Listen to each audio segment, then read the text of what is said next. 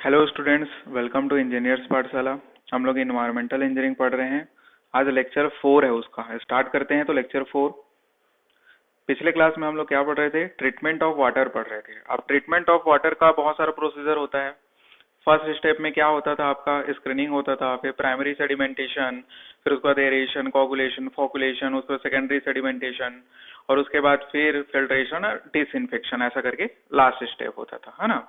तो हम लोग कल क्या क्या पढ़ लिए थे? फर्स्ट स्टेप, सेकेंड स्टेप और सिक्स्थ स्टेप को हम लोग पढ़े थे। बीच का जो स्टेप छूटा था, क्यों मैं ऐसा पढ़ाया था, वो सब हम लोग कल के लेक्चर में डिस्कस किए थे। जो लोग आज आए हैं या फिर जस्ट अभी देख रहे हैं इस लेक्चर को बिना अटेम्प्ट किए, फर्स्ट सेकेंड और थर्ड लेक्चर, वो लोग डिस्क्रिप्शन नीचे लिंक होगा, उसमें जाके देख सकते हैं। ठीक है, तो चलिए, एरेशन थर्ड जो स्टेप होता है वो एरेशन होता है। एरेशन में क्या करते हैं? एरेशन, देखो इसमें क्या होता है कि हवा के कांटेक्ट में आता है वाटर, मतलब एयर के कांटेक्ट में आता है, मतलब ऑक्सीजन के कांटेक्ट में आता है, ऐसा बोल सकते हैं ना। ठीक है, तो वही लिखा है कि it is the process in which water comes in contact with air. अब एयर के कांटेक्ट में आ गया तो ऑक्सीडेशन प्रोसेस होगा, ठीक है ना, ऑक्सीडेशन प्रोसेस होगा। और ऑर्गेनिक मैटर के लिए, ऑर्गेनिक मैटर के लिए क्या करेगा? वो ऑक्सीजन प्रोवाइड कराएगा, ठीक है ना। खैर छोड़ो, उससे भी पहले ये चीज समझो कि एरेशन प्रोसेस किस लिए इंपॉर्टेंट होता है और इसमें होता क्या है। तो एरेशन प्रोसेस में हम लोग सबसे पहली बात ये करते हैं कि जो मतलब ऐसे एयर होते हैं, या क्या बोलूं मैं, गैसेस, सॉरी एयर नहीं, गैसेस, ऐसे गैसेस जो कि हार्मफुल होते हैं, यूजफुल नहीं होते हैं, उनको हम लोग रिमूव करने का काम करेंगे अपने वाटर से। वाटर का ही तो ट्रीटमेंट चल रहा है ना, तो वाटर में प्रेजेंट ऐसे गैसेस जो यूजफुल नहीं है या फिर हार्मफुल है, उसको हम लोग क्या करते हैं? निकालते हैं, ठीक है। तो वही चीज है। तो सेकंड पॉइंट में क्या लिखा है? It is use to remove the undesirable gases like the H2O and CO2 etc। H2O लिख दिया हूँ, यहाँ पर सुधार लेना, ये H2S होगा ना, H2S गैस। H2S गैस मतलब हाइड्रोजन सल्फाइड गैस, बताया था मैं, रोटेनेट लाइक स्मेल आता था, ओडर टेस्ट का रिस्पॉन्सिबल होता था। कार्बन डाइऑक्साइड किसका रिस्पॉन्सिबल होता था? एसिडिटी, और इसके कारण कोरोजन भी आता था। ये सब हम लोग कर चुके हैं। तो चलिए, थर्ड पॉइंट में क्या बोल रहा है कि इससे हम लोग गैसेस को तो रिमूव कर ही सकते हैं, और साथ ही साथ जो डिजॉल्व्ड मिनरल्स होते हैं जैसे कि आपके आयरन और मैग्नीज, इसको भी रिमूव कर सकते हैं। ये इंपॉर्टेंट पॉइंट है, याद रखना। तो एरेशन से हम लोग क्या क्या रिमूव करते हैं? गैसेस रिमूव करते हैं। अनडिजायरेबल गैसेस के अलावा हम लोग कुछ मिनरल्स जो डिजॉल्व्ड मिनरल है जैसे कि आयरन और मैग्नीज को भी रिमूव कर सकते हैं, ठीक है। और उसके बाद लास्ट पॉइंट में क्या लिखा है कि oxygen in water which used for the oxidation, जो मैं सबसे शुरू में बताया था।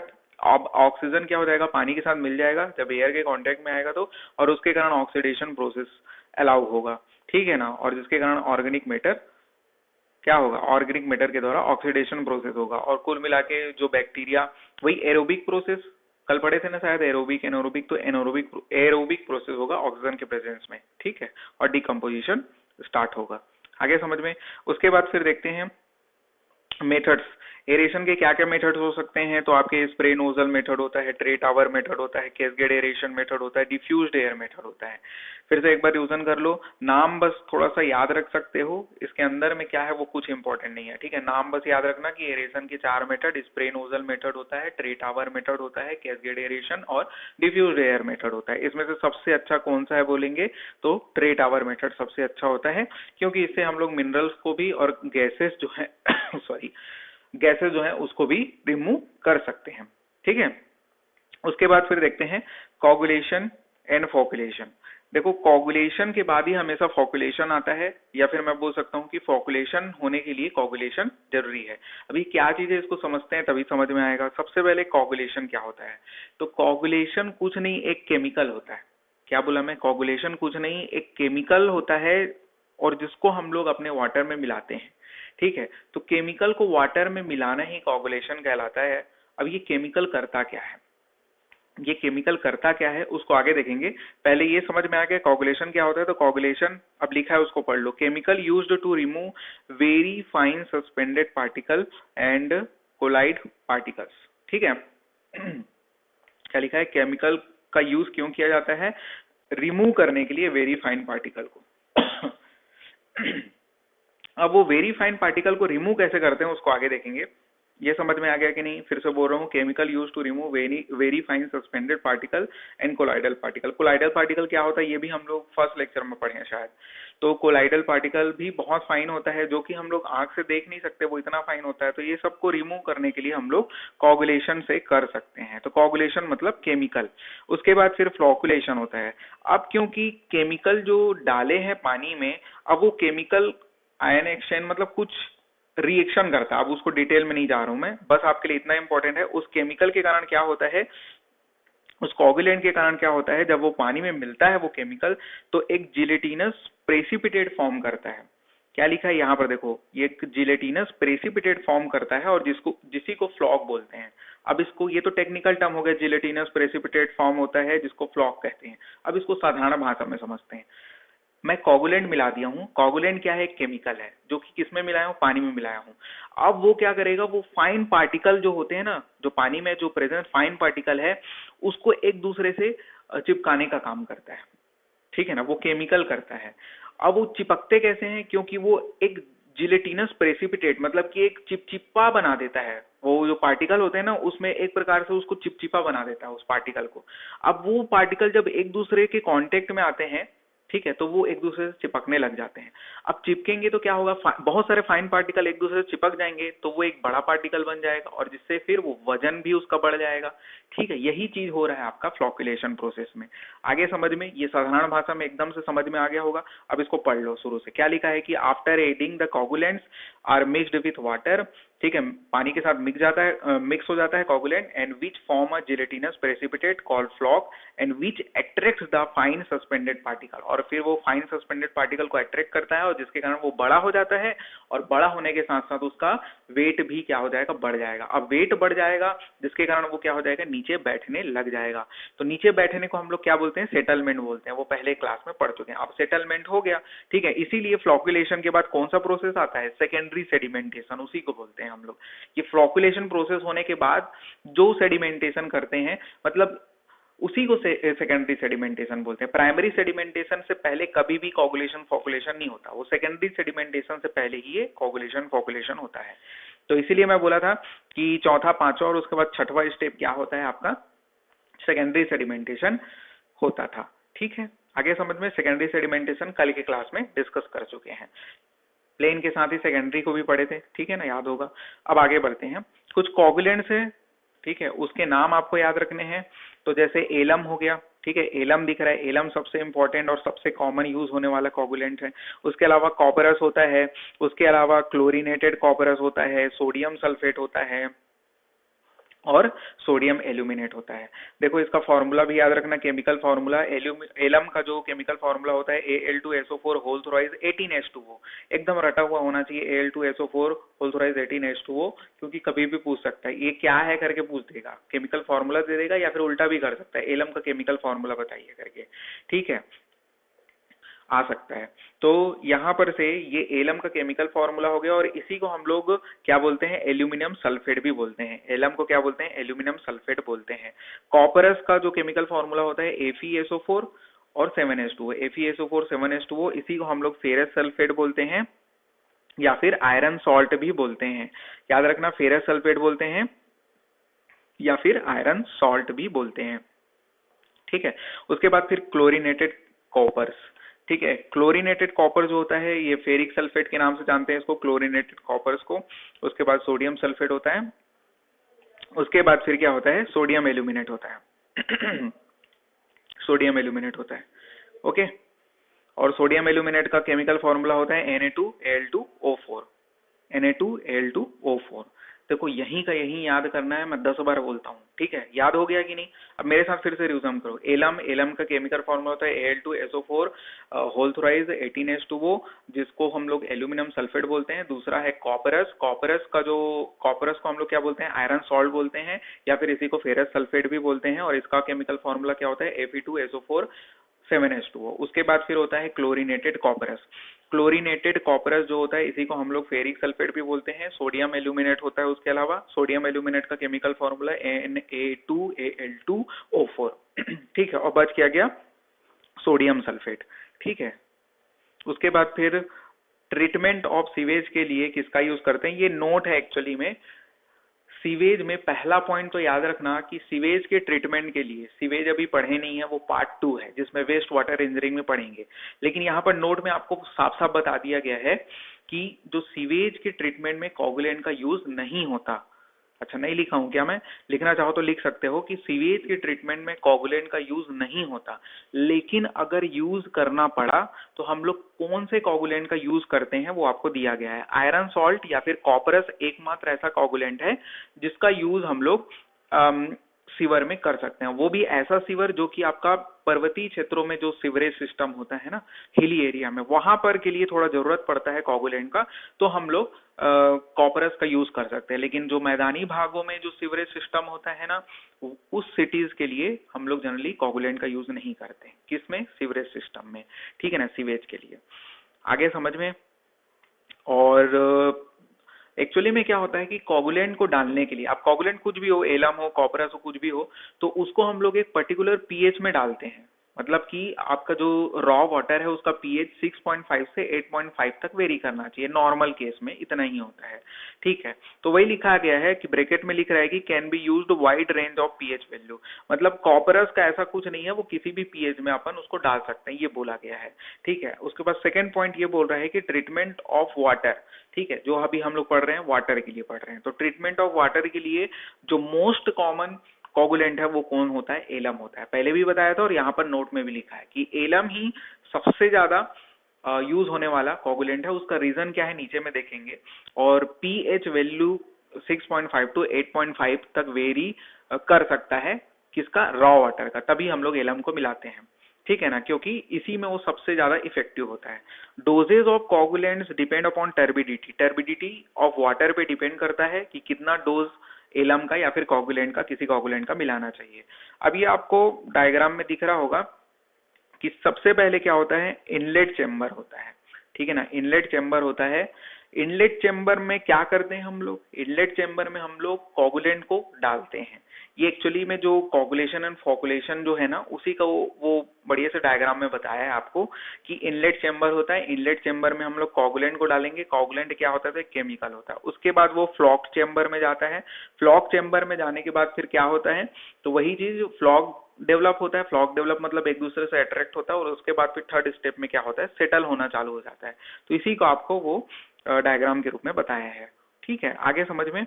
उसके बाद फिर देखते हैं फ्लॉक चेम्बर के बारे में कुछ बताया गया है कि फ्लॉक चेम्बर में जो डिटेंशन टाइम होता है वो 15 से 40 मिनट का होता है। देखो ये अभी तक पूछा नहीं है लेकिन पूछ सकता है, ये नया चीज है जिसको अपने को याद रखना है कि फ्लॉक चेम्बर का जो डिटेंशन टाइम होता है, ठीक है ना, वो 15 से 40 मिनट का होता है, ठीक है। हम लोग बहुत सारी चीजों का डिटेंशन टाइम याद रखेंगे लेकिन फ्लॉक चेम्बर का नहीं याद रखेंगे, तो इसको भी आपको याद रखना है। डिटेंशन टाइम क्या होता है कल के क्लास में डिस्कस किया था मैं, ठीक है। डिटेंशन टाइम जो होता है फ्लॉक चेम्बर में, ठीक है, कोगुलेंट मिलाने के बाद जनरली 15 से 40 मिनट तक वेरी करता है, ठीक। उसके बाद फिर depth of floc chamber is half of the settling chamber करके दिया है कि जो फ्लॉक चेम्बर का डेप्थ होता है वो सेटलिंग चेम्बर से आधा होता है, ठीक है। ये उतना इंपॉर्टेंट नहीं है, एक बार पढ़ सकते हो। उसके बाद फिर एलम के बारे में आपको पूरा बताया गया है क्योंकि एलम एक इम्पॉर्टेंट कोगुलेंट है। एलम का केमिकल फॉर्मूला पहले ही डिस्कस कर चुके हैं और इसी को हम लोग एल्यूमिनियम सल्फेट या फिर हाइड्रेटेड एल्यूमिनियम सल्फेट बोलते हैं।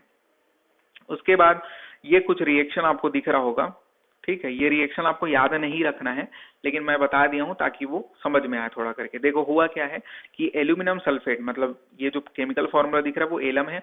तो एलम को जब हम लोग एल्केनिटी, रेड कलर में लिखा हूं देखो, एल्केनिटी का क्या हो गया? 3 × CaHCO3 होल ट्वाइस, वो एल्केनिटी है। तो एलम जब एल्केनिटी से रिएक्ट करता है तो सॉरी गले में खराश, विक्स की गोली लो, सॉरी, खिचखिच दूर करो, लेना पड़ेगा। तो एल्केनिटी जब एलम से रिएक्शन करता है तो 2 मोल ऑफ पीपीटी देता है, व्हाइट पीपीटी देता है और हार्डनेस देता है, और उसके अलावा कुछ कुछ एसिडिटी भी आ जाता है पानी में, ठीक है। नहीं समझ में आया ना? एक बार और बोल रहा हूँ, जब एलम एल्केनिटी के साथ रिएक्ट करता है, या फिर मैं ऐसा बोलूं थोड़ा टेक्निकल टर्म में, जब 1 mole of alum 3 mole of alkalinity, 3 है ना सामने में इसलिए मैं बोल रहा हूँ, 3 मोल ऑफ एल्केनिटी से जब रिएक्ट करता है तो 2 मोल ऑफ व्हाइट पीपीटी देता है, ठीक है, या फिर एल्यूमिनियम हाइड्रोक्साइड व्हाइट पीपीटी है, तो 2 मोल ऑफ क्या देता है, व्हाइट पीपीटी, और उसके अलावा पानी में परमानेंट हार्डनेस भी आ जाता है एल्किनिटी के कारण, और कुछ एसिडिटी भी आ जाता है। तो ये चीज तो अभी आपने को सही नहीं लग रहा है कि एलम मिलाए, एलम को मिला क्यों रहे हैं हम लोग, एलम को मिला क्यों रहे हैं, तो वो जो छोटे छोटे पार्टिकल है जिसको हम लोग रिमूव नहीं कर पा रहे हैं, उसको बड़ा करने के लिए, ताकि वो सेटल हो जाए और उसको निकाल सकें, इसलिए एलम को मिला रहे हैं। तो अभी हमारा काम वही है, अभी हम लोग हार्डनेस को नहीं देख रहे हैं, हार्डनेस तो बाद में भी दूर हो जाएगा, एसिडिटी बाद में भी दूर हो जाएगा, अभी बस जो एकदम छोटे पार्टिकल है जो आंख से भी नहीं दिख रहे हैं उसको हम लोग रिमूव करना चाह रहे हैं, इसलिए एलम निकाल रहे हैं, तो वो अपना काम सही से कर रहा है, ठीक है। तो इसके कारण एक जो 2-3 गलत चीज हो रहा है वो सिर्फ यही हो रहा है कि एलम मिलाने से हार्डनेस भी आ जा रहा है, परमानेंट हार्डनेस आ जा रहा है पानी में, और थोड़ा बहुत एसिडिटी भी आ जा रहा है। अब इसको और अच्छे से डिस्कस करते हैं। देखो पहला पॉइंट लिख रहा है कि alum react with alkalinity present in water and form the gelatinous white PPT of aluminium hydroxide which is sticky in nature, so it attracts the finer particle, ठीक है, यही काम होता है। तो ये जो स्टिकी इन नेचर होता है, जो व्हाइट पीपीटी होता है ना, वही तो स्टिकी इन नेचर होता है, और जिसके कारण वो फाइनर पार्टिकल को अट्रैक्ट करता है, ठीक है। आगे देखते हैं, this process adds the permanent hardness, जैसे मैं बताया, and also acidity in water. अगला पॉइंट, एलम जो होता है चीप होता है, स्टेबल फ्लॉक्स होता है, और वेरी इफेक्टिव होता है, इसीलिए हम लोग इसका यूज करते हैं। एलम जो है, मतलब हम लोग क्या चाहते हैं, कुछ भी चीज कम दाम में अच्छा रिजल्ट चाहते हैं, तो वो यही काम कर देता है। ये चीप भी होता है और स्टेबल फ्लॉक्स भी है, इसलिए हम लोग इसका यूज करते हैं। और एलम के और क्या क्या बेनिफिट है, कलर को, ओडर को, टेस्ट को, और टर्बिडिटी को भी रिमूव करने का काम करता है, और क्या चाहिए।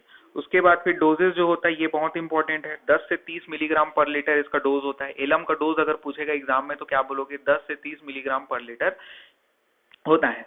और एलम का डोज निकालने का कौन सा टेस्ट होता है अगर पूछ लिया, तो जार टेस्ट होता है। एक जार टेस्ट की हेल्प से हम लोग डोज को डिटरमाइन कर सकते हैं। और पीएच रेंज जो होता है जिसमें हम लोग एलम का डोज मिलाते हैं, वो तो आपको पहले ही बता चुका हूँ, 6.5 to 8.5।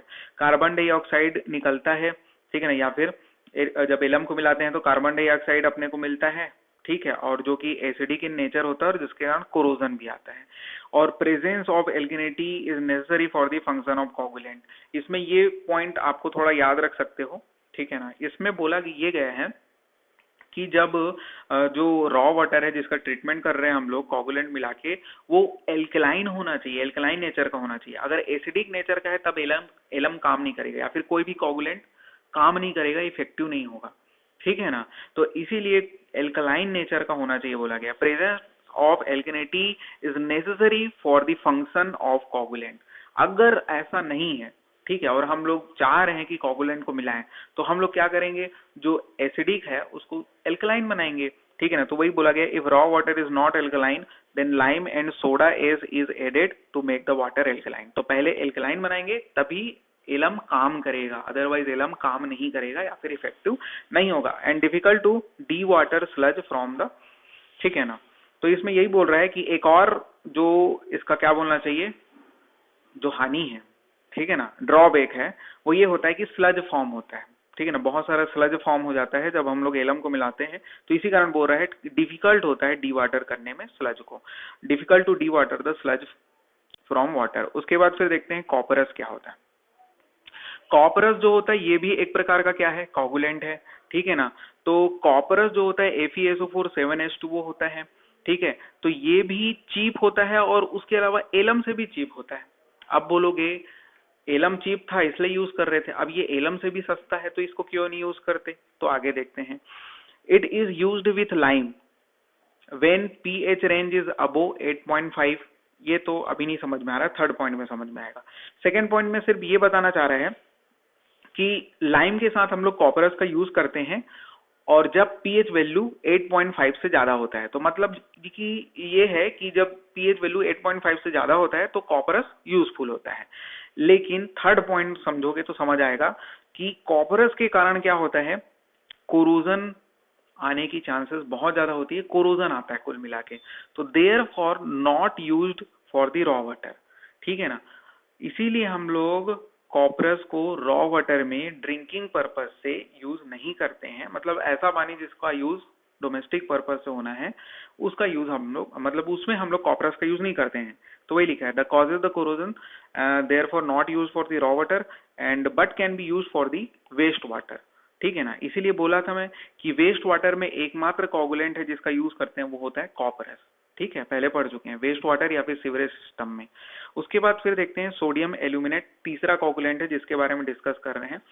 सोडियम एल्यूमिनेट जो होता है Al2 सॉरी Na2Al2O4 होता है। ठीक है, और ये जो होता है महंगा होता है। ठीक है, पहला ही पॉइंट क्या है, इसका ड्रॉबैक है।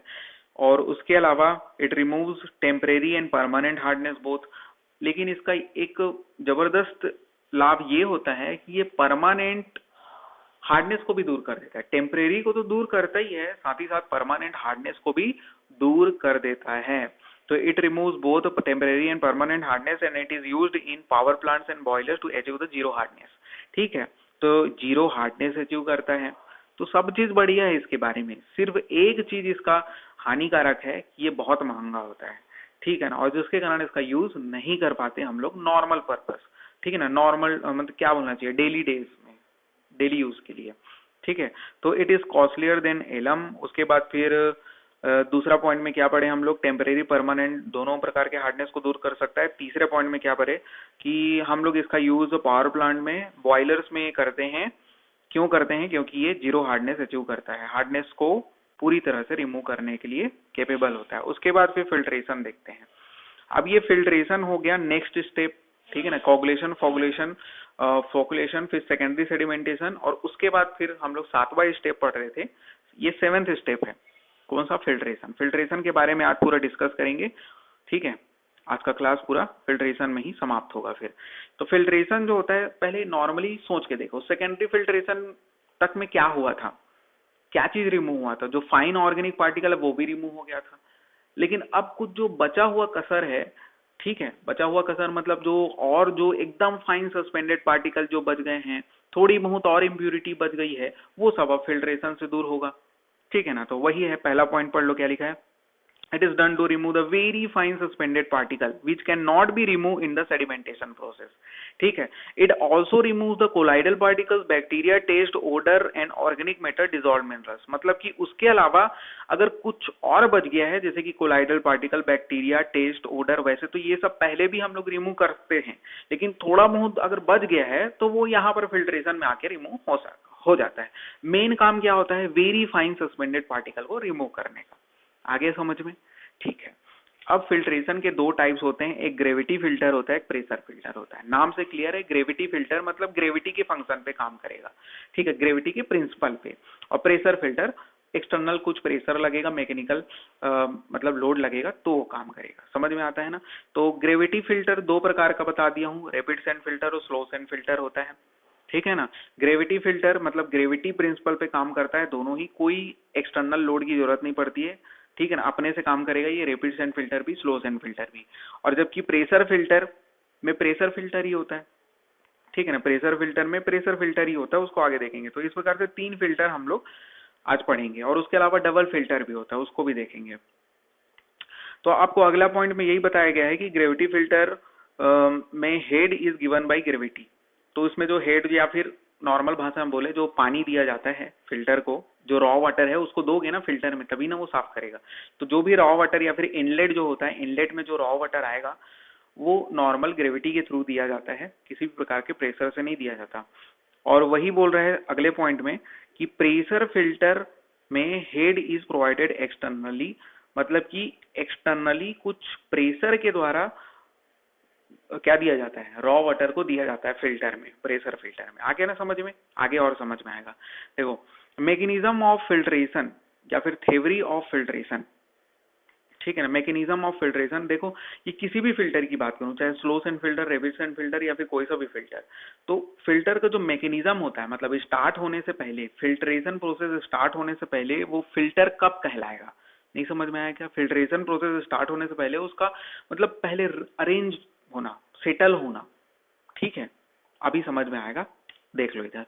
मैकेनिज्म ऑफ फिल्ट्रेशन या फिर थ्योरी ऑफ फिल्ट्रेशन के 4 स्टेप होते हैं, या फिर मेनली 3 ही होते हैं, चौथा वो बोल सकते होता है करके। तो 3 में शुरू के जो 3 हैं, सबसे पहला मैकेनिकल स्ट्रेनिंग, ठीक है, मैकेनिकल स्ट्रेनिंग के बाद फ्लोकुलेशन, सेडिमेंटेशन एंड एब्जॉर्प्शन होता है, उसके बाद बायोलॉजिकल चेंजेस या फिर बायोलॉजिकल मेटाबॉलिज्म होता है, और उसके बाद फिर इलेक्ट्रोलाइटिक चेंजेस होते हैं।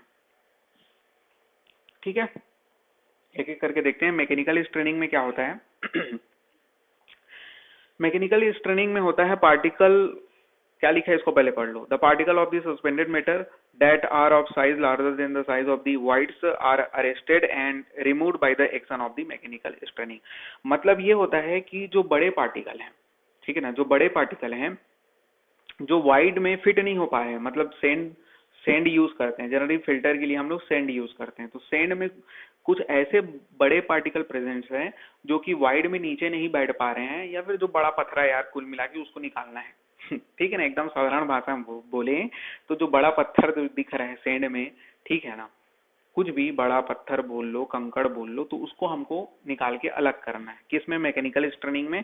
तो वही बोल रहा है the particle of suspended matter that are of size larger than the size of the void are arrested, मतलब जो रुक जा रहे हैं, नीचे नहीं जा पा रहे हैं, उसको हम लोग क्या करते हैं? रिमूव करते हैं by the action of mechanical straining. आगे समझ में।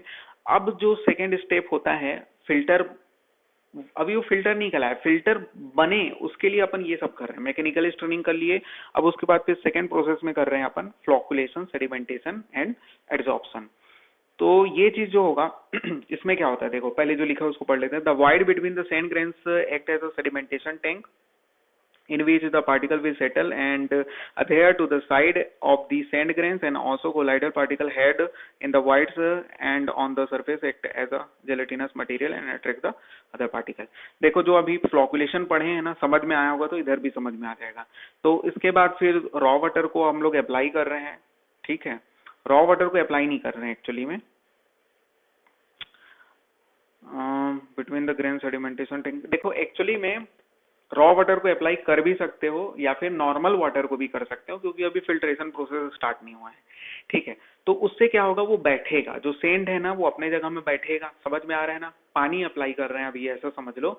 तो वो क्या होगा, उसमें जो सेंड के पार्टिकल हैं वो बैठेंगे, मतलब जो बड़ा पत्थर है या फिर बड़ा सेंड का पार्टिकल है उसमें छोटा सेंड का पार्टिकल वाइड में घुसेगा, ठीक है, और क्या हो जाएगा, पेक हो जाएगा, फिट हो जाएगा। समझ में आ रहा है, फिट हो जाएगा। तो वही चीज होता है, तो फिट हो जाना और एक दूसरे पार्टिकल के साथ चिपक जाना, मतलब फ्लोकुलेशन एक हिसाब से देखा जाए तो, ठीक है। ये वो वाला फ्लोकुलेशन नहीं है, लेकिन इधर भी एक प्रकार से फ्लोकुलेशन हो रहा है, सेडिमेंटेशन हो रहा है। सेडिमेंटेशन मतलब नीचे सेटल हो जा रहा है सैंड का पार्टिकल, और एड्सॉर्प्शन मतलब वही एड्सॉर्ब हो जा रहा है, ठीक है ना, चिपक जा रहे हैं एक दूसरे से।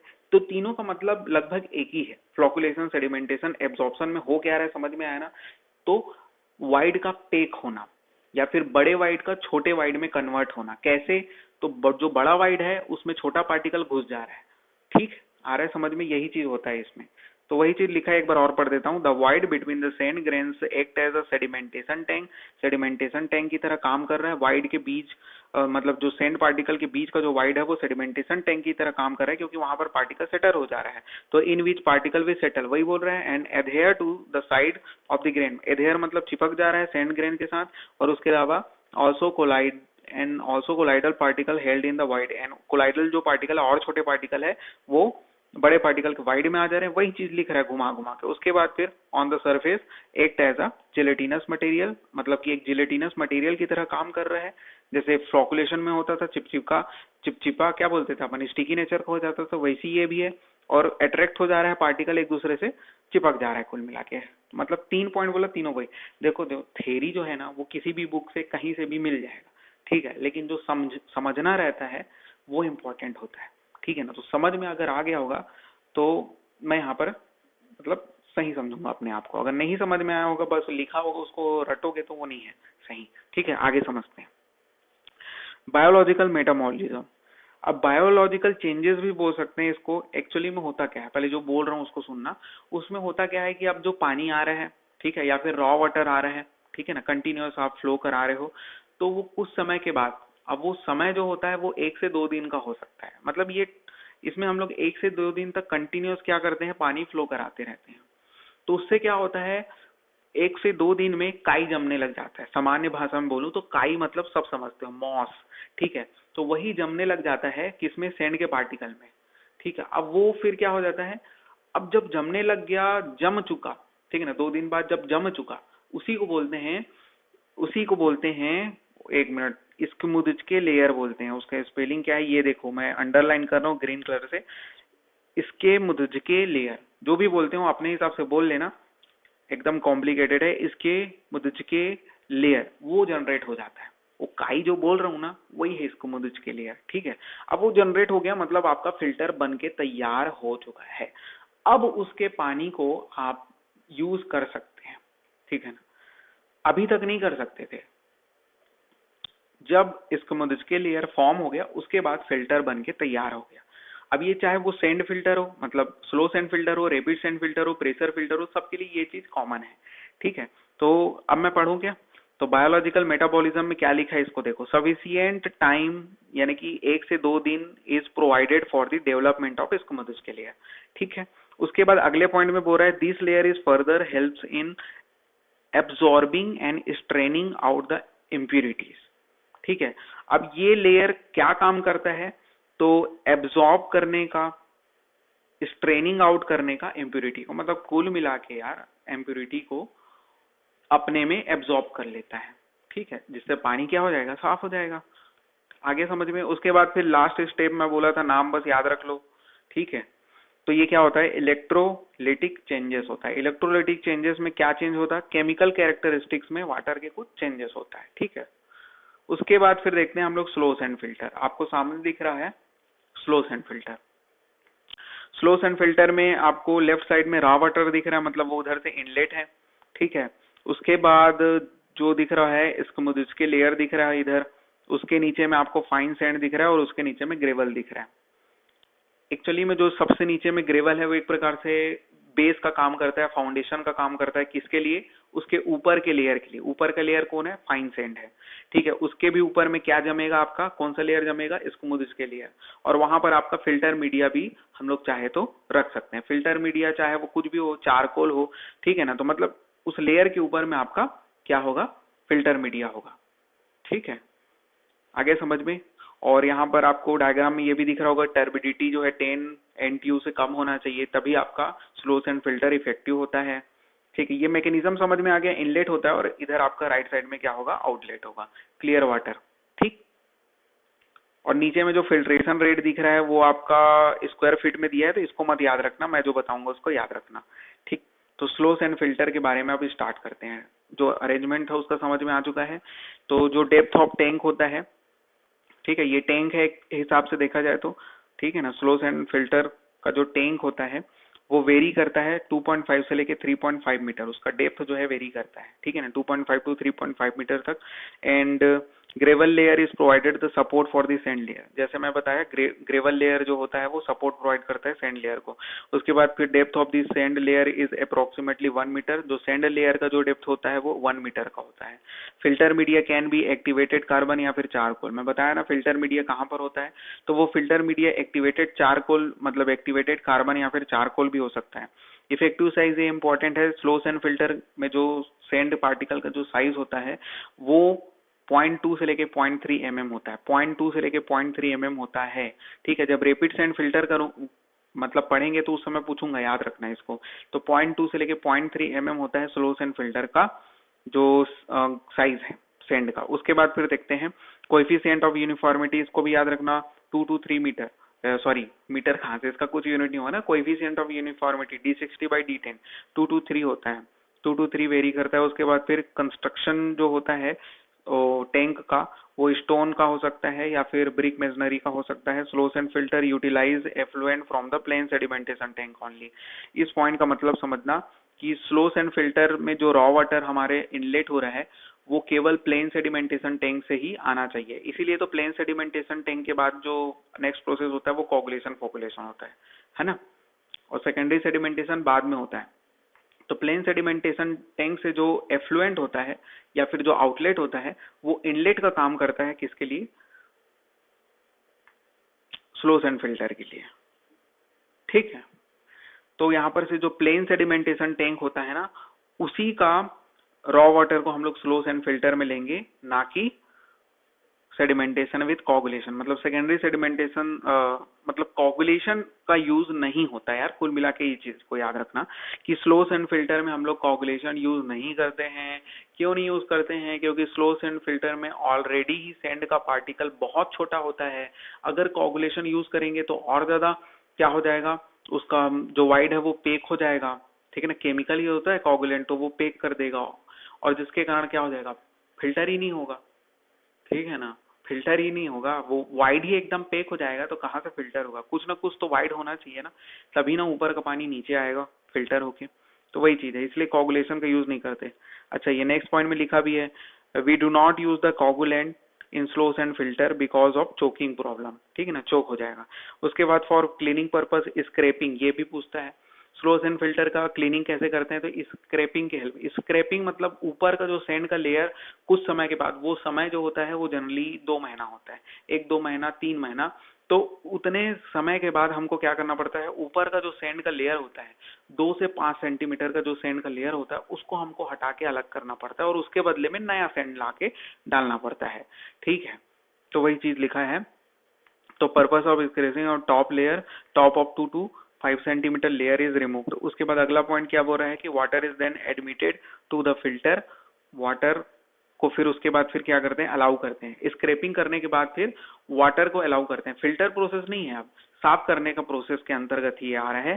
पहले स्क्रैपिंग करते हैं, स्क्रैपिंग करने के बाद वाटर को अलाउ करते हैं, बट क्या लिख रहा है, but the purified water is not taken in use. वही मैं बोला ना, यूज नहीं करना है अभी, बस वो फिल्टर को अलाउ कर रहे हैं until the formation of the, ठीक है। उसके बाद फिर क्या बोल रहा है ये कि हम लोग स्क्रैप कर दिए, फिर से शुरू से बोल रहा हूँ ना, स्क्रैप कर दिए, स्क्रैप करने के बाद वाटर को अलाउ कर रहे हैं। कब तक वाटर को अलाउ कर रहे हैं या फिर आने दे रहे हैं फिल्टर से, जब तक फिर से वही लेयर फॉर्म ना हो जाए। कौन सा लेयर, इसके मुझ के लेयर, उसी को बोल रहे हैं। Until the formation of the film around the sand grain occur and this में टेक द 1 to 2 days, 1 से 2 दिन का समय लेता था, ठीक।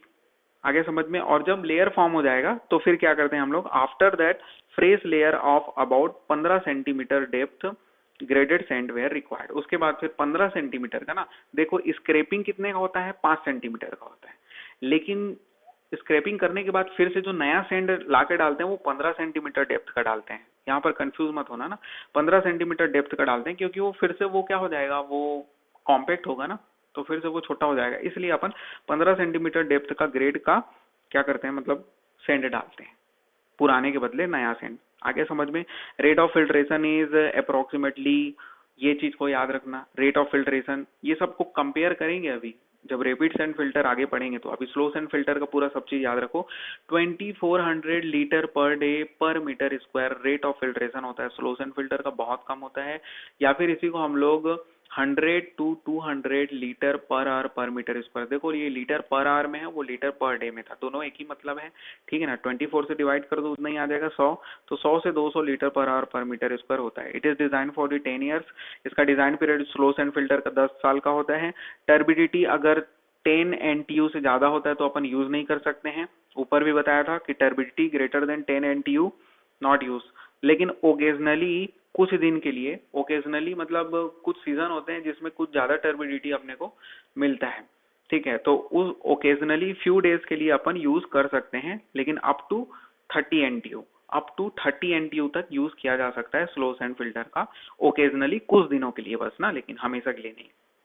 Slow sand is design for the maximum daily demand, ठीक है। स्लो सैंड को हम लोग मैक्सिमम डेली डिमांड के लिए डिजाइन करते हैं। अब ये मैक्सिमम डेली डिमांड क्या होता है, ये चीज हम लोग आगे पढ़ेंगे, तो अभी मत पूछना, अभी बस जो बोल रहा हूँ उसको समझ लो कि मैक्सिमम डेली डिमांड यहाँ पर लिखा गया है कि 1.8 times of the average daily demand होता है। अब ये एवरेज डेली डिमांड क्या होता है, ये सब चीज बाद में पढ़ेंगे, ठीक है। तो बस इसको पढ़ लिए रहो कि स्लो सैंड फिल्टर जो होता है मैक्सिमम डेली डिमांड के हिसाब से डिजाइन किया जाता है, और जो कि किसके बराबर होता है, 1.8 times of the average daily demand के बराबर होता है। मतलब maximum daily demand is equals to 1.8 times of the average daily demand होता है। इट रिमेन्स कलर, मतलब एक्चुअली में ये कलर को अच्छे से रिमूव नहीं कर पाता। स्लो सैंड फिल्टर बैक्टीरिया को तो बहुत अच्छे से रिमूव करता है, आगे देखेंगे। देखो नेक्स्ट पॉइंट में लिखा है कि बैक्टीरिया को ये 98 to 99% तक रिमूव कर देता है, और कुछ केसेस में जब हम लोग प्री ट्रीटमेंट भी लेते हैं तो 99.9% मतलब लगभग 100% बैक्टीरिया को रिमूव कर देता है, ठीक है। लेकिन ये कलर रिमूवल इफिशियंसी इसकी अच्छी नहीं होती, 20 से 25% तक ही कलर को ये रिमूव कर पाता है। ठीक है, आगे समझ में? तो लास्ट वाला पॉइंट भी आपको समझ में आ गया, साथ ही साथ बता दिया कि बैक्टीरियल रिमूवल इफिशियंसी बहुत अच्छी होती है 98 to 99%, एंड प्री ट्रीटमेंट जब होता है तो 99.9%। उसके बाद फिर effluent from the slow sand filter is free from the nutrient, मतलब जो स्लोस एंड फिल्टर से एफ्लुएंट मिल रहा है, आउटलेट में जो मिल रहा है वो क्लियर वाटर जो मिल रहा है, तो वो क्लियर वाटर किस हद तक होता है कि उसमें फ्री फ्रॉम, मतलब वो फ्री होता है न्यूट्रिएंट से, ऑर्गेनिक मैटर से, बैक्टीरिया से, माइक्रो ऑर्गेनिज्म, ये सबसे फ्री होता है। ठीक है, उसके बाद फिर बता रहे हैं कि स्लोस एंड फिल्टर के लिए लार्ज एरिया रिक्वायरमेंट होता है, बहुत बड़ा जगह, इसलिए जनरली इसको हम लोग गांव क्षेत्र में यूज करते हैं। अच्छा, इसका एरिया कहाँ से कहाँ तक वेरी करता है, तो 20 से लेके 2000 metre square, 20 to 2000 metre square तक हो सकता है सरफेस एरिया इसका रिक्वायरमेंट होता है। It is suitable for the rural area. ठीक है, गांव क्षेत्रों में यूज किया जाता है। गांव क्षेत्रों में safe drinking at low cost, मतलब कि कम पैसे में साफ पानी का ये एक जरिया होता है स्लोस एंड फिल्टर गांव क्षेत्र में जनरली। इनिशियल कॉस्ट लेकिन इसका हाई होता है, अब क्योंकि बहुत बड़ा अरेंजमेंट होता है तो इनिशियल कॉस्ट इसका हाई होता है, लेकिन मेंटेनेंस वगैरह उतना होता नहीं, क्योंकि 2 महीने में एक बार साफ करना पड़ रहा है, कितना दिक्कत है। ठीक है, नहीं है दिक्कत मतलब, तो इसलिए इनिशियल कॉस्ट इसका हाई रहता है, बाकी मेंटेनेंस और कुछ भी नहीं रहता, बस इनिशियल कॉस्ट ही रहता है जो रहता है, समझ लो। अब सेंड को फिर से डालना है, उसमें कितना खर्चा आएगा, है ना। तो उसके बाद फिर quantity of the wash water is 0.2 to 0.6% of the water filter. ठीक है, इसका मतलब समझ रहे हो। स्क्रैपिंग करने के लिए भी पानी की जरूरत होती है ना, स्क्रैपिंग में भी मैं बताया था कि पानी को आने देते हैं जब तक लेयर डेवलप नहीं होता, तो वो पानी कितना रहता है, कितना खर्चा होता है, उसको बताया है कि वो पानी जो होता है 0.2 से लेके 0.6% ऑफ दी, जितना वो वाटर को फिल्टर करता है उसके बराबर होता है। ठीक है, और स्क्रैपिंग जनरली 1 to 3 मंथ में किया जाता है। नंबर ऑफ फिल्टर अगर आपको निकालना है कि इतने इस एरिया में कितने फिल्टर की जरूरत पड़ेगी, तो आप ऐसे टेबल से निकाल सकते हैं कि अगर एरिया 20 मीटर स्क्वायर का है तो हम लोग एक फिल्टर रखेंगे और एक स्टैंड बाई रखेंगे। स्टैंड बाई हर समय हर जगह में रखेंगे, स्टैंड बाई मतलब बस स्टैंड बाई रिजर्व में जो रहेगा। ठीक है, वही चीज है। तो 20 मीटर स्क्वायर के लिए, फिर 20 से 250 के लिए, 250 से 650 के लिए, 650 से 1200 के लिए, और 1200 से ज्यादा के लिए 1 2 3 4 5 6 ऐसे करके याद रख लो। ठीक है, और सब में फिर 1 जोड़ देना, तो ये बन जाएगा 2 3 4 5 6। ठीक है, याद हो गया। ठीक है ना, 1 2 3 4 5 6 में सब में 1 जोड़ोगे, 1 क्या है, स्टैंड बाई, तो 2 3 4 5 6 बन जाएगा। एरिया को याद रखना, 20 स्क्वायर मीटर के लिए, फिर 20 से 250 के लिए, 250 से 650 के लिए, 650 से 1200 के लिए, और 1200 से ज्यादा एरिया के लिए। ठीक है ना, मैं ऐसा पढ़ाता हूँ कि मेरे को खुद याद हो और आप लोगों को भी हो। आ रहा समझ में? चलो आगे बढ़ जाओ। एकदम बढ़िया से याद हो गया होगा मेरे ख्याल से ये टेबल, अब मत भूलना। अभी तक आया नहीं है, लेकिन कब आ जाए कोई भरोसा नहीं है, कुछ भी पूछ सकता है। आगे देखते हैं। Rate of filtration can be increased by, rate of filtration जो होता है उसको हम लोग 2 तरीके से इंक्रीज कर सकते हैं। आप लोग पहले खुद से बताओ, रेट ऑफ फिल्ट्रेशन मतलब क्या समझ रहे हो कि रेट ऑफ फिल्ट्रेशन मतलब नहीं समझ रहे हो कि कितने रेट से पानी बाहर निकल रहा है। ठीक है, अब जैसे कि ट्यूबवेल है, ठीक है ना, नॉर्मल नल वाला, और एक तरफ हैंड पंप है। अब उसका जो रहता है उसमें बहुत ज्यादा डिस्चार्ज होता है पानी का। ठीक है ना, पानी बहुत ज्यादा मिलेगा अपने को, मतलब 1 सेकेंड में, ऐसे समझ लो 1 सेकेंड में मेरे को मिल रहा है 10 लीटर पानी। ठीक है, वही मेरे को 1 सेकेंड में मिल रहा है केवल 1 लीटर पानी। तो यहाँ पर क्वेश्चन ये पूछ रहा है कि रेट ऑफ फिल्ट्रेशन को कैसे बढ़ाएं। तो मतलब 1 सेकेंड में 10 लीटर पानी, ये ज्यादा है, मतलब रेट ऑफ फिल्ट्रेशन बढ़ रहा है, तो वैसे ही बोल रहा है वो कि रेट ऑफ फिल्ट्रेशन को कैसे इंक्रीज करें। ठीक है, तो आप लोग जनरली बता दोगे कि स्लो सेंड फिल्टर, मतलब किसी भी फिल्टर में हम लोग फिल्टर मीडिया जो रहता है वो सेंड रहता है, तो सेंड के पार्टिकल को अगर मैं बढ़ा दूं, ठीक है ना, मतलब पार्टिकल के साइज को बढ़ा दूं तो वाइड बढ़ जाएगा, और वाइड बढ़ जाएगा तो डिस्चार्ज ज्यादा नहीं हो जाएगा, तो रेट ऑफ फिल्ट्रेशन बढ़ नहीं जाएगा। ठीक है, मतलब हेड लॉस कम होगा और जिसके कारण मेरे को रेट ज्यादा मिलेगा, लेकिन ये बात जरूर होगा कि उसकी जो रिमूवल इफिशियंसी है वो कम हो जाएगा। लेकिन अपने को ये नहीं कंडीशन कहाँ रखा है कि रिमूवल इफिशियंसी कम हो कि नहीं हो, अपने को सिर्फ पूछ रहा है कि रेट ऑफ फिल्ट्रेशन बढ़ाना है तो क्या करें। तो पहला यही लिखा है कि by increase the size of the sand grain. अब दूसरा तरीका क्या हो सकता है, एक्सटर्नली प्रेशर डालें अपन। वाइड भले छोटा रखो, ठीक है ना, वाइड भले छोटा रखो, पार्टिकल का साइज को मत बढ़ाओ, लेकिन आप एक्सटर्नली जो ग्रेविटी की हेल्प से पानी आ रहा था उसको ग्रेविटी की हेल्प से ना देके उसको इनलेट में प्रेशर से दो पानी को। समझ में आ रहा है? कुछ कंप्रेसर है जिसको प्रेशर से पानी को दे रहे हैं तो वो ज्यादा डिस्चार्ज नहीं देगा अपने को आउटलेट में। तो वही सेकंड पॉइंट लिखा है। तो by allowing the water pass under the pressure through the filter media. आगे समझ में दोनों तरीका। तो जो पहला वाला तरीका है वो किसका एग्जाम्पल हो जाएगा? रैपिड सैंड फिल्टर का। रैपिड सैंड फिल्टर, ठीक है। इसमें हम लोग क्या करेंगे, अब जो सैंड के पार्टिकल का साइज है उसको इंक्रीज कर देंगे जिससे रेट ऑफ फिल्ट्रेशन बढ़ जाएगा। और सेकेंड वाला जो तरीका है वो प्रेशर फिल्टर का एग्जाम्पल है। दोनों को हम लोग आज पढ़ेंगे, ठीक है। जल्दी करते हैं, यहाँ टाइम हो रहा है।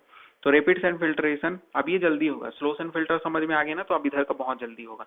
स्लो सैंड फिल्टर का जो कंस्ट्रक्शन होता है वो मेजनरी या फिर आपका कॉन्क्रीट का होता है, ठीक है। सरफेस एरिया, मेजनरी मतलब ब्रिक वगैरह का, ठीक है। मेजनरी या फिर आपका, मेजनरी बोलने से रॉक वगैरह, ब्रिक वगैरह हो सकता है। उसके बाद फिर सरफेस एरिया जो होता है रैपिड सैंड फिल्टर का कम होता है, ठीक है ना। केवल 1 से लेके 50 मीटर स्क्वायर होता है, जबकि स्लो सैंड, अब देखो यहाँ पर कंपेयर करते जाओ, इधर 1 से 50 मीटर स्क्वायर एरिया होता है सरफेस एरिया, जबकि वहां पर 20 से 2000 मीटर स्क्वायर पड़े थे स्लो सैंड फिल्टर का। तो रैपिड सैंड फिल्टर का कम होता है।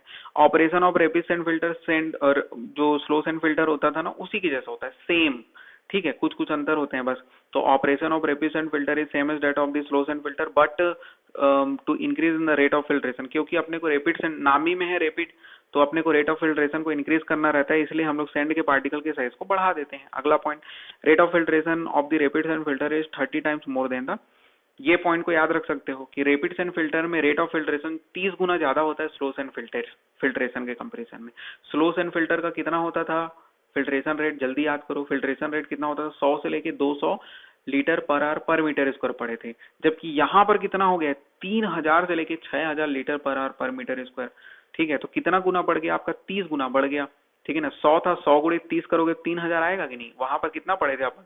100 से लेके 200, तो 200 में 30 का मल्टीप्लाई करोगे 6000 हो जाएगा। तो वही चीज है। तो 3000 6000 लीटर पर आवर पर मीटर स्क्वायर हो जाता है।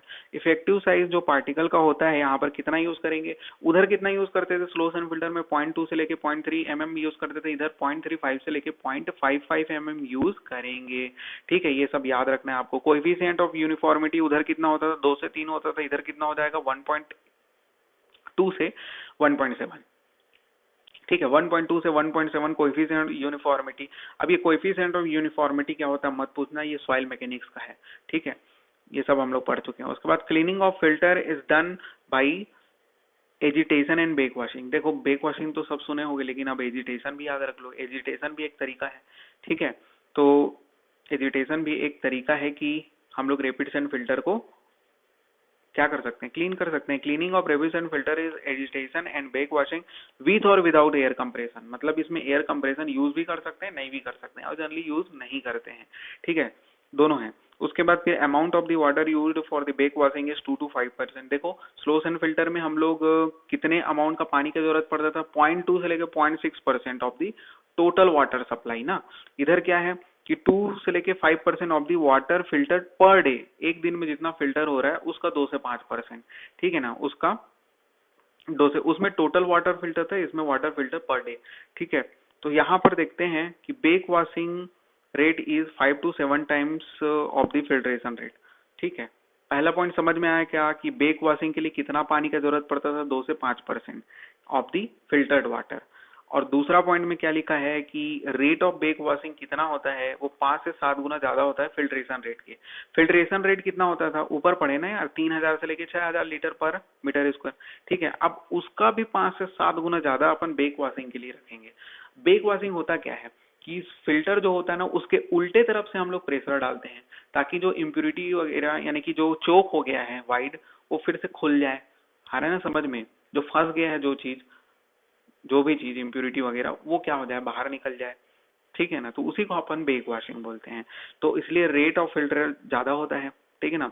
तो फिल्ट्रेशन रेट ज्यादा रखते हैं। और period of back washing is 1 से 2 दिन, ठीक है। बेक वॉशिंग जो करते हैं वो हर 24 घंटे या फिर 24 से 48 घंटे में अपने को बेक वॉशिंग करना जरूरी होता है रैपिड सैंड फिल्टर में। इस चीज का याद रखना। वहां पर हम लोग 2-2 महीना में कर रहे थे, 1-2 महीना में, यहाँ पर हम लोग 1-2 दिन में कर रहे हैं। समझ में आ रहा है? तो बेक वॉशिंग इज तो कितना ज्यादा मेंटेनेंस कॉस्ट बढ़ जाएगा।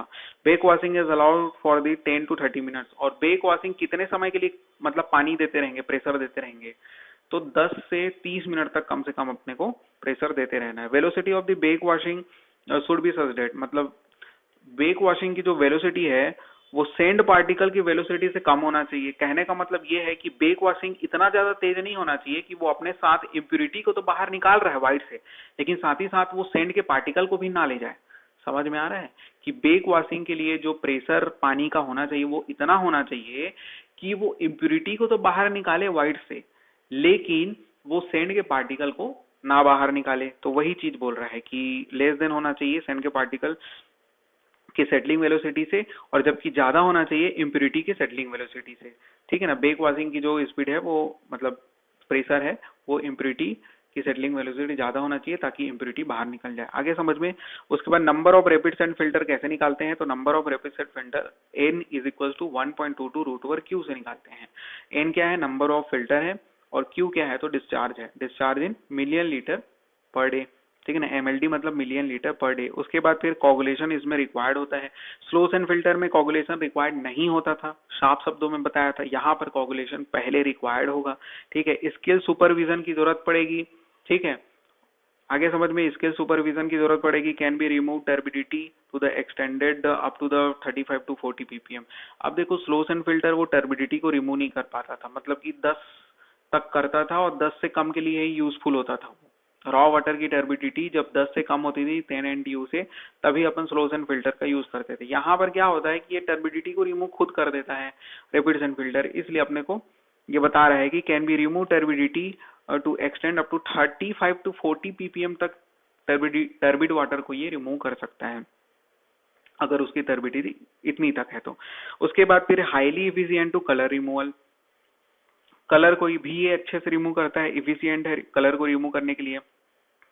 आगे देखते हैं, बैक्टीरिया रिमूवल इफिशियंसी इसकी कम होती है। वहां पर स्लोस एंड फिल्टर की 100% तक हो सकती थी, मतलब 99.9%, जबकि यहाँ पर इसकी removal efficiency, bacteria removal efficiency कम है, 80 से 90%।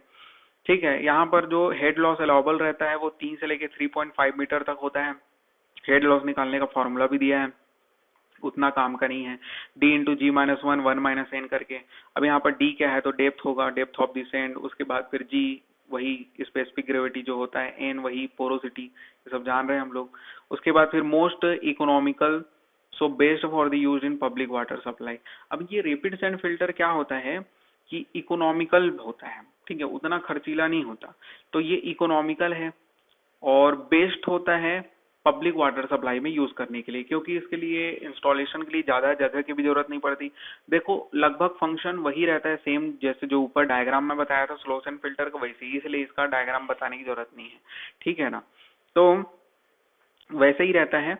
Most economical so best for the use in public water supply, और लार्ज सिटीज वगैरह में इसका यूज कर सकते हैं हम लोग, लार्ज सिटीज टाउन में। एंड हम लोग जानते हैं क्योंकि इसकी बैक्टीरियल रिमूवल इफिशियंसी कम होती है, यूज तो कर रहे हैं लेकिन बैक्टीरियल रिमूवल इफिशियंसी कम है, तो अपन जो डायरेक्ट इसका यूज नहीं करते, मतलब रैपिड सैंड फिल्टर से जो प्यूरिफाइड वाटर है उसका डायरेक्टली यूज नहीं करेंगे, उसको फर्दर और ट्रीटमेंट करेंगे। ठीक है ना, फर्दर और ट्रीटमेंट करेंगे और उसके बाद फिर वाटर सप्लाई करेंगे पब्लिकली। आया समझ में, उसके बाद फिर सप्लाई टू द पब्लिक। फिर से बोल दूं क्या इस पॉइंट को, मोस्ट इकोनॉमिकल होता है, इसलिए इसका यूज हम लोग पब्लिक वाटर सप्लाई में ट्रीटमेंट के लिए करेंगे।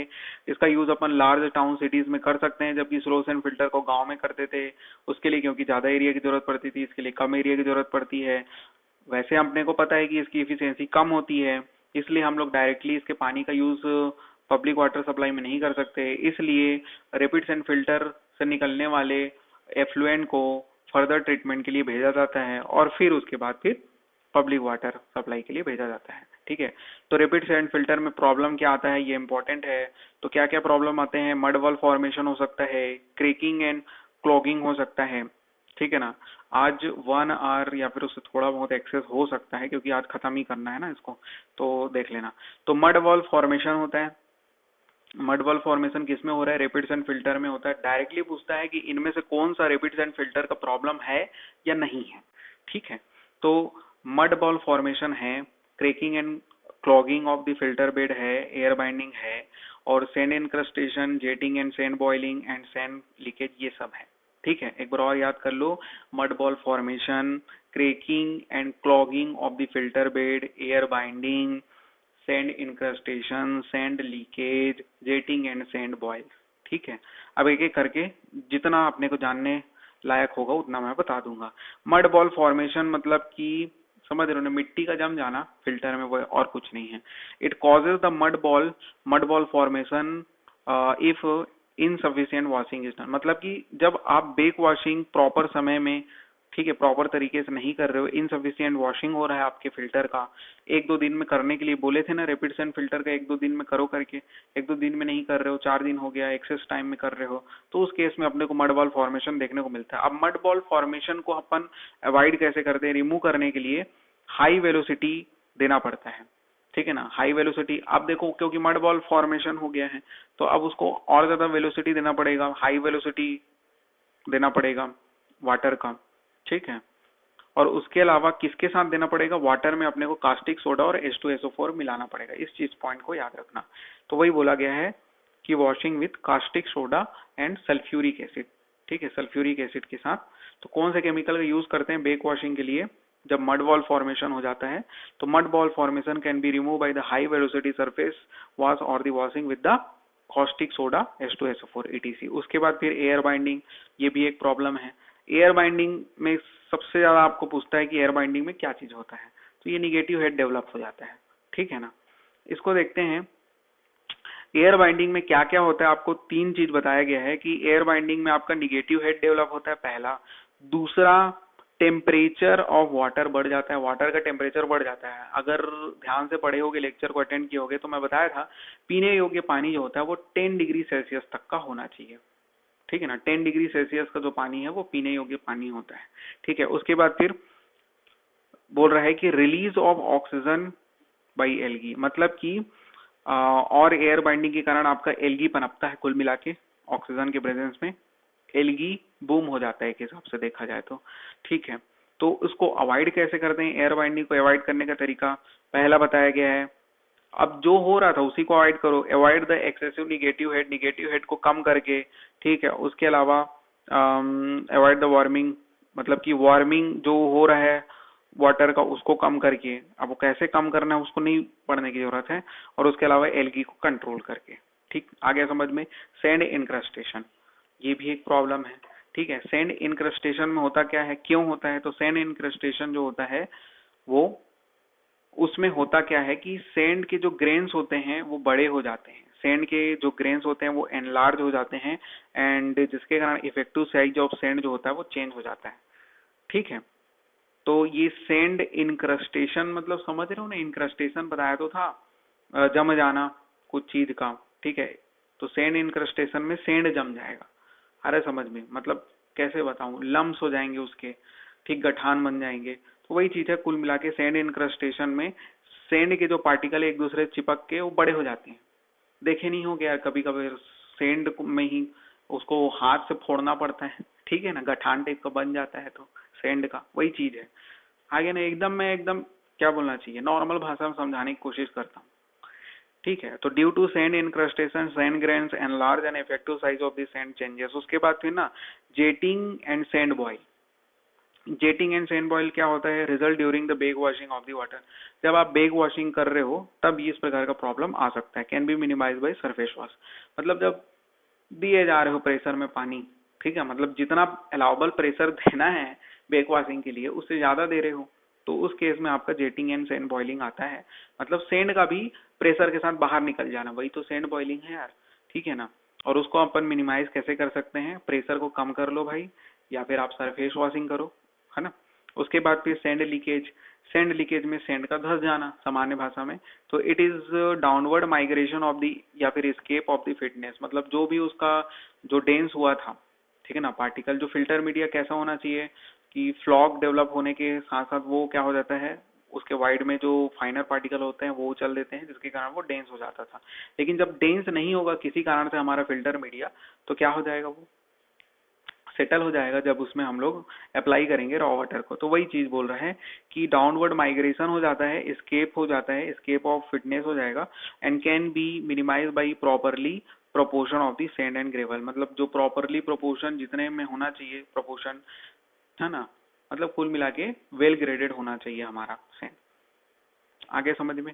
अब वेल ग्रेडेड क्या है ये मत पूछना, ये भी सॉइल मैकेनिक्स का टर्म है। उसके बाद फिर देखते हैं प्रेशर फिल्टर। प्रेशर फिल्टर क्या होता है, water is forced through the filter pressure. देखो हम लोग रैपिड सैंड फिल्टर के बाद प्रेशर फिल्टर में आ गए हैं, और प्रेशर फिल्टर पढ़ते ही खत्म है, क्योंकि मैं सब चीज तो पहले ही बता चुका हूँ। प्रेशर फिल्टर में हम लोग क्या करेंगे, एक्सटर्नली प्रेशर लगाएंगे, मतलब जो वाटर जो होगा ग्रेविटी, रॉ वाटर को ग्रेविटी के थ्रू नहीं देंगे अपन, एक्सटर्नली कुछ पंप वगैरह फिट कर देंगे, जिससे पंप के थ्रू फिर फिल्टर में पानी देंगे, ठीक है ना। तो वही चीज तो है। तो water is forced through the filter pressure and can be developed by pumping, may be very from the 3 to 7 kg पर सेंटीमीटर स्क्वायर। इसमें याद रख सकते हो कि पंप के द्वारा जो प्रेशर दिया जा रहा है पानी का, वो 3 से लेके 7 kg पर सेंटीमीटर स्क्वायर तक का होता है। इफिशियंसी इसकी हाई होगी, ठीक है ना। प्रेशर फिल्टर एक ऐसा फिल्टर है जिसमें रेट ऑफ फिल्ट्रेशन भी हाई होता है, इफिशियंसी भी हाई होती है। मतलब ये रैपिड सैंड फिल्टर से बहुत अच्छा फिल्टर है, लेकिन फिर भी इसका यूज अपन यूज नहीं करते, मतलब पब्लिक वाटर सप्लाई में नहीं करते। क्यों नहीं करते आगे पता चलेगा। इफिशियंसी इसकी हाई होती है, रेट ऑफ फिल्ट्रेशन जो होता है 6000 से 15000 लीटर पर आवर पर मीटर स्क्वायर। कहाँ स्लो सैंड फिल्टर था 100 से 200, कहाँ रैपिड सैंड फिल्टर 3000 6000। अब ये 6000 से 15000 लीटर पर आवर पर मीटर स्क्वायर, इसका ये रेट ऑफ फिल्ट्रेशन है, ठीक है। मतलब इतना पानी वो दे रहा है, 1 घंटे में वो इतना पानी साफ कर दे रहा है, यही मतलब हुआ ना। Working is similar to rapid sand filter, ठीक है, रैपिड सैंड फिल्टर की तरह ही काम करता है। वाटर मिक्स्ड विद कोगुलेंट्स, इसमें भी कोगुलेंट्स मिलाया जाता है, जबकि स्लो सैंड फिल्टर में नहीं मिलाया जाता। रैपिड सैंड में मिलाया जाता था, इसमें भी मिलाया जा रहा है, directly apply to the pressure filter, ठीक है ना। वही कोगुलेशन मिला रहे हैं कुल मिला के, उसके बाद फिर फिल्टर में अप्लाई कर रहे हैं बोल रहा है। उसके बाद फिर अगला पॉइंट बोल रहा है, in this filter container is close. देखो rapid sand sorry pressure filter में एक कंटेनर में ये सब प्रोसेस होता है, मतलब क्लोज्ड कंटेनर होता है, लेकिन एक्सटर्नली हम लोग प्रेशर देते हैं, ठीक है। और जिसके कारण अपने को क्या मिलता है, हाई रेट ऑफ फिल्ट्रेशन भी मिलता है और इफिशियंसी भी मिलता है। अब इसका क्लीनिंग कैसे होता है, इसका क्लीनिंग भी बेक वॉशिंग के थ्रू ही करते हैं। रैपिड सैंड का भी बेक वॉशिंग के थ्रू करते थे, इसमें बेक वॉशिंग करते हैं क्लोज्ड कंटेनर में। इस चीज को याद रखना, क्लोज्ड कंटेनर में ये प्रोसेस होता है, बेक वॉशिंग भी क्लोज्ड कंटेनर में होता है। और इसमें एयर कंप्रेसर का यूज कंपलसरी होता है, एयर कंप्रेसर का यूज करते हैं। Suitable for the small area, ठीक है ना। ये जो कौन सा फिल्टर है, प्रेशर फिल्टर, स्मॉल एरिया के लिए सुटेबल रहता है, पब्लिक वाटर सप्लाई में यूज नहीं करते हैं। रीजन क्या होता है, बहुत कॉस्टली होता है ये, ठीक है ना, बहुत कॉस्टली होगा, इसलिए हम लोग इसको बहुत बड़े एरिया में यूज नहीं कर सकते हैं, ठीक है, अनइकोनॉमिकल होगा। तो कहाँ यूज कर सकते हैं, स्विमिंग पूल है, रेलवे स्टेशन है, इंडिविजुअल इंडस्ट्री है, किसी का कोई इंडस्ट्री है, प्राइवेट इंडस्ट्री, या फिर कॉलोनीज है छोटे मोटे, तो वहां पर हम लोग यूज कर सकते हैं, ठीक है ना, पर्सनली। मतलब सरकार आपको ये नहीं दे सकता कुल मिला के, ठीक है। उसके बाद फिर देखते हैं हम डबल फिल्ट्रेशन। डबल फिल्ट्रेशन आज का लास्ट टॉपिक है और इम्पोर्टेंट टॉपिक है, इसको अच्छे से समझो। डबल फिल्ट्रेशन नाम से ही क्लियर है, डबल फिल्टर होगा, ठीक है। एक्चुअली में यहाँ पर लिखा गया है roughing filter. Roughing filter double filter को बोल सकते हैं, क्योंकि रफिंग फिल्टर एक प्रकार का एक्स्ट्रा फिल्टर होता है जो प्रोवाइड किया जाता है, ठीक है। अब देखो क्या लिखा है, उसको समझ में आएगा फिर आगे। Water is allowed to pass through the rapid sand filter, ठीक है। इसमें क्या होता है, डबल फिल्टर में जनरली पहले पानी रैपिड सैंड फिल्टर से पास होता है, तो water is allowed to pass through the rapid sand filter and then through the slow sand filter. आगे समझ में, डबल फिल्ट्रेशन क्या होता है। डबल फिल्ट्रेशन में पहले पानी कहाँ जाएगा, पानी मतलब रॉ वाटर जिसको साफ करना है, रॉ वाटर पहले रैपिड सैंड फिल्टर में जाएगा, वहां से साफ होगा, वहां से जो एफ्लुएंट है वो इन्फ्लुएंट का काम करेगा स्लो सैंड फिल्टर के लिए। तो मतलब स्लो सैंड फिल्टर में जाएगा रैपिड सैंड फिल्टर के बाद, तो स्लो सैंड फिल्टर से फिर जो पानी निकलेगा वो और ज्यादा साफ होगा, क्योंकि डबल फिल्टर हो गया इसमें, ठीक है। तो वही चीज है। आगे समझ में, डबल फिल्ट्रेशन क्या होता है, सीरीज में 2 फिल्टर कनेक्टेड होते हैं। पहले क्या होता है इस चीज को याद रखना, रैपिड सैंड फिल्टर पहले होता है, और इसी को रफिंग फिल्टर भी बोलते हैं। देखो अगले पॉइंट में बताया गया है, डबल फिल्ट्रेशन में primary filter is known as roughing filter. मतलब जो पहले फिल्टर होता है प्राइमरी फिल्टर, उसको अपन रफिंग फिल्टर बोलते हैं, और रफिंग फिल्टर के रूप में जनरली अपन किसका यूज करते हैं, रैपिड सैंड फिल्टर का यूज करते हैं। आगे समझ में। नेक्स्ट पॉइंट बोल रहा है कि roughing filter generally not required to use the coagulant. ठीक है, इसमें अब हम लोग कोगुलेंट का यूज नहीं करते हैं। हम लोग पढ़े थे कि रैपिड सैंड फिल्टर में करते हैं कोगुलेंट का यूज, लेकिन जब रैपिड सैंड फिल्टर का यूज प्राइमरी फिल्टर के रूप में डबल फिल्ट्रेशन में किया जाएगा, तब हम लोग कोगुलेंट का यूज नहीं करेंगे। तो वही लिखा है कि roughing filter generally not required coagulant and installation of the roughing filter practically double the capacity of the slow sand filter. अब ये फायदा ये होता है डबल फिल्ट्रेशन का कि जो स्लो सैंड फिल्टर की जो इफिशियंसी होती है और ज्यादा बढ़ जाती है। मतलब स्लो सैंड फिल्टर कलर को रिमूव नहीं कर पा रहा था, टर्बिडिटी को रिमूव नहीं कर पा रहा था, अब रैपिड सैंड फिल्टर भी जब स्लो सैंड फिल्टर के साथ फिट कर दिए हो, तो जो बचा हुआ कसर था वो भी पूरा कर देगा। बैक्टीरिया तो वो खुद से रिमूव कर लेता है 100%। आगे समझ में। तो ये था डबल फिल्ट्रेशन और ये था आज का क्लास।